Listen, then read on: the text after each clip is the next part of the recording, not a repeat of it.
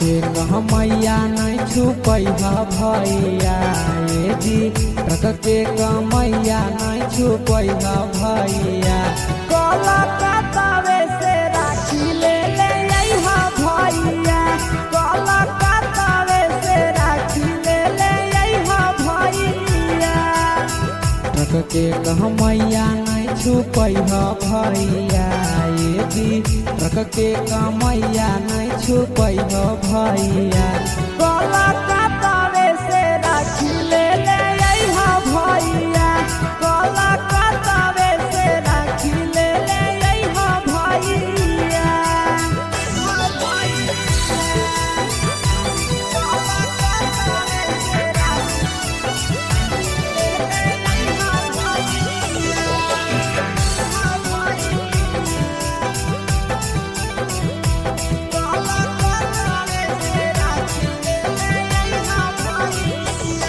हमारा ले लइहा भैया महंगा वाला राखी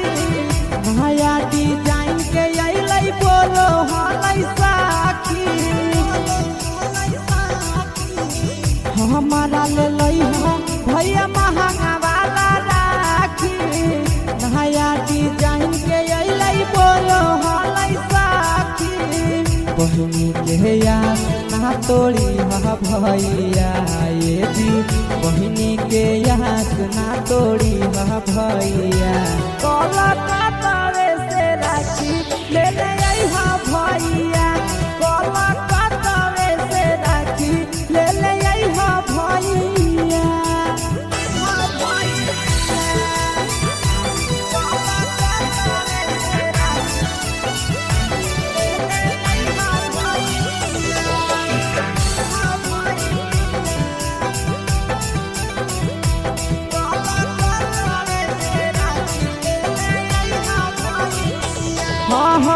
साल भर के भरब हकई करिहा नहीं मिसा हो आशीष यादव भैया पीरिया पीरिसा हो साल भर के भरब हकई करिहा नहीं मिसा हो आशीष यादव भैया पीरिया पीरिसा हो और बेला लेट न करी भैया ये जी नंदन यादव लेट न करी भैया कलकत्तावे से राखी ले ले अइहा भैया कलकत्तावे से राखी ले ले अइहा भैया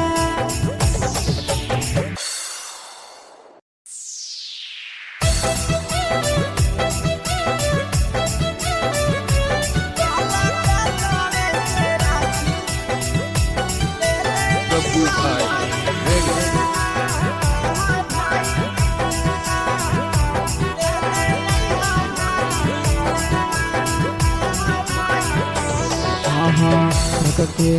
मैया नहीं छुपैहा भैया ये जी रख के मैया नहीं छुपैहा भैया कलकत्तावे से राखी ले ले अइहा भैया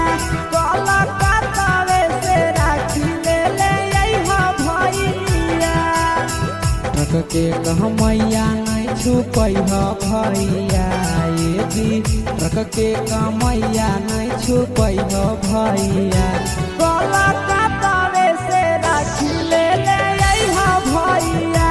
कलकत्तावे से राखी ले ले अइहा भैया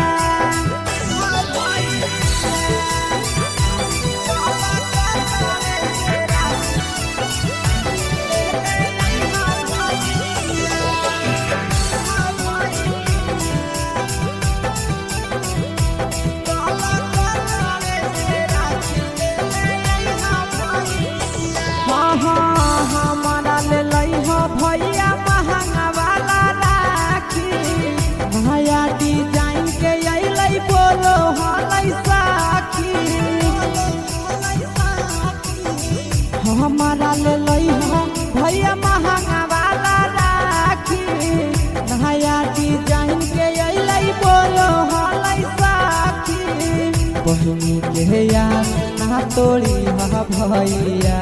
ये दी बहिनी के यहाँ ना तोड़ी हा भैया कलकत्ता से राखी ले ले अइहा भैया कलकत्ता से राखी ले ले अइहा भैया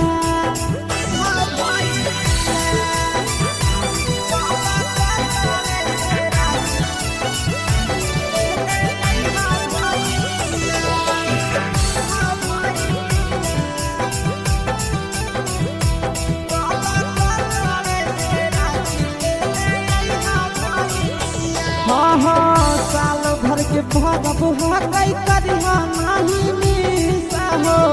आशीष यादव भैया पीरिया पीरिसा हो साल भर के भरब हकई करिहा नाही मिसा हो आशीष यादव भैया पीरिया पीरिसा हो अरुण बेला लेट न करिह भैया ये दी नंदन यादव लेट न करिह भैया कलकत्ता